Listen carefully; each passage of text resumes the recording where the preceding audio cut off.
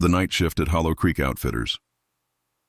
2 nights, 2 horrors, 1 employee's descent into madness. Part 1. The Mannequin in the Stockroom. The Mannequin in the Stockroom. They say the night shift is quiet, predictable, safe. But in Hollow Creek, nothing stays buried forever. This isn't just another work story. This is what happens when you left alone with the things that were never meant to move. Welcome to Midnight Movie Recaps, where the lights never stay on for long. Grab your headphones, lock your doors. Tonight's story: The Night Shift at Hollow Creek Outfitters. The basement was empty, the mask was gone, but something stayed behind. Was it a prank, a haunting, or something human hiding beneath it all?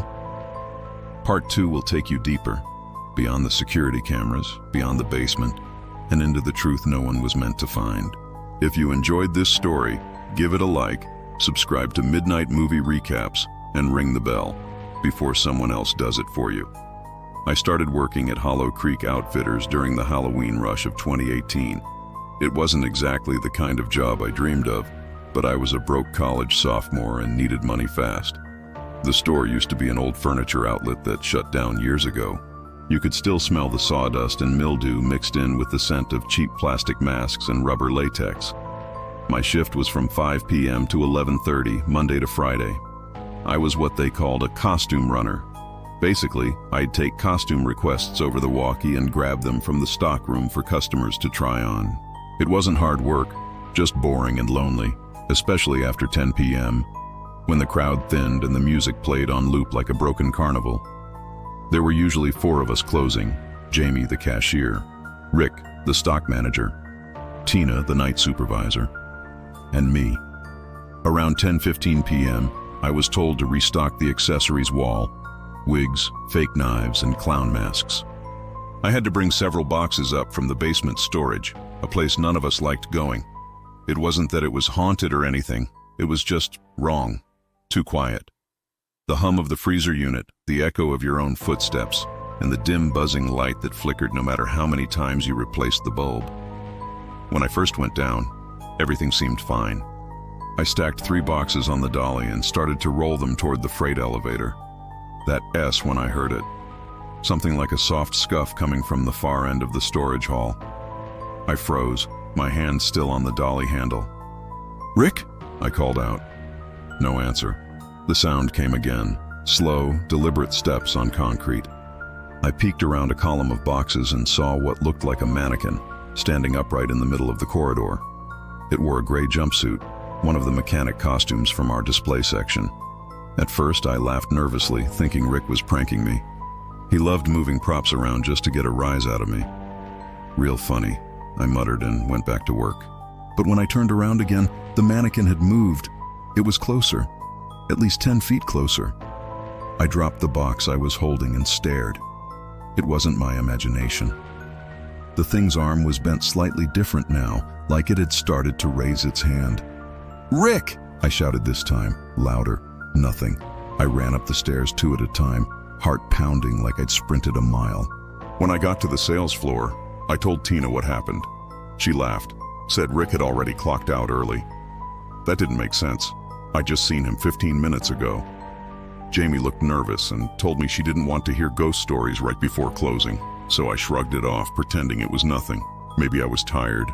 Maybe my eyes were just playing tricks. But before we left, Tina asked me to lock up the basement since I'd been the last one down there. I didn't want to go, but I didn't have much choice. I grabbed the keys, headed back down, and immediately noticed something wrong. The light was off. Someone had flipped the switch. I turned it back on, and the mannequin was gone. The space where it had been standing was empty except for the faint scuff marks on the floor. And next to the elevator door was something new, a set of dirty boot prints leading toward the back loading dock. They weren't mannequin feet. I locked the door, ran back upstairs, and told Tina we needed to check the security cameras. But when she fast-forwarded through the footage, we didn't see anyone. Not in the basement hall, not near the elevator, nothing. She told me to stop watching so many horror movies and go home. But that night, as I drove home down the empty road, I couldn't stop replaying the moment I'd seen that figure move. Because even though it looked like a mannequin, Its movements hadn't been stiff. They'd been slow, human. 2 days later, police tape surrounded the back of the store. Someone had broken in overnight. Rick didn't show up for work, and his car was found parked behind the store, engine cold, driver's door open. Inside the basement, officers found muddy footprints, an old maintenance uniform, and a blood-stained mechanic's mask. The news said nothing. The store stayed open through Halloween. But every time I walked past the costume aisle, my stomach twisted, because the mannequin in the gray jumpsuit was gone from display, and no one ever admitted moving it. Part 2. The Basement Returns. After Halloween ended, Hollow Creek Outfitters packed up their skeletons and cobwebs and turned back into a sporting goods store. I quit in early November, or at least I tried to. But 3 weeks later, I got a call from Detective Monroe asking if I could come down to the station. He wanted to talk about the Rick case. When I arrived, the detective was flipping through security stills printed on cheap, glossy paper. He asked me if I recognized the person circled in red. It was a blurry image from the back alley camera, taken at 2:43 a.m.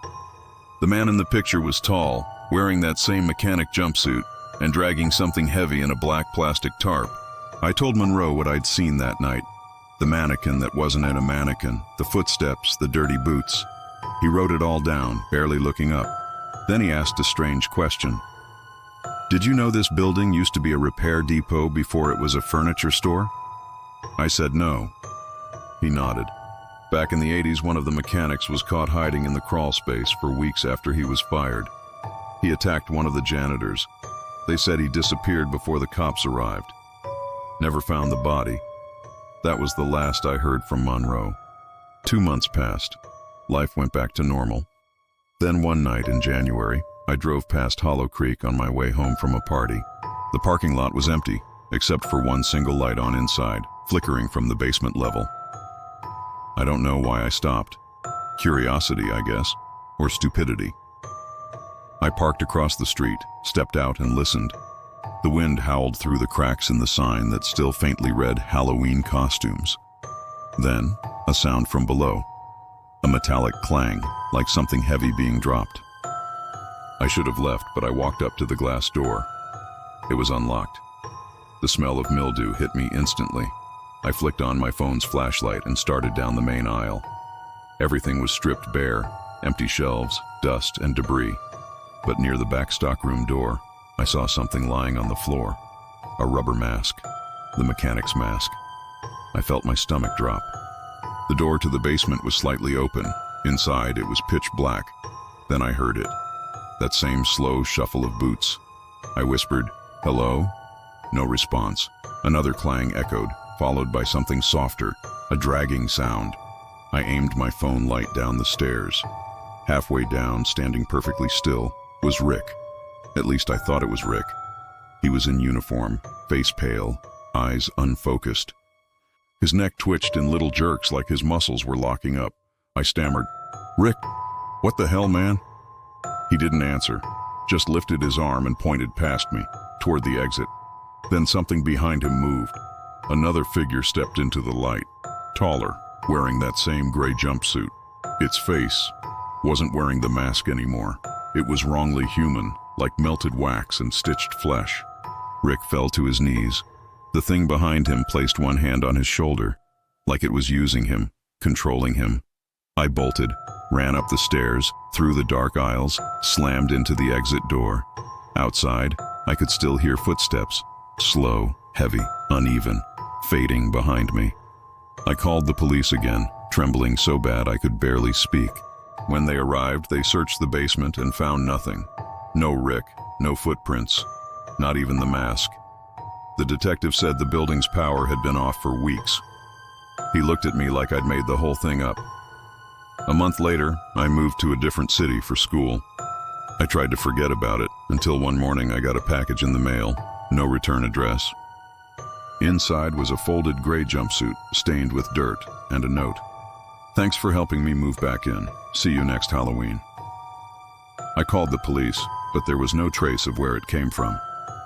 Now every October I still dream of that basement, the flickering light, the mannequin that wasn't a mannequin, and I always wake up to the same faint sound, the slow shuffle of boots outside my window.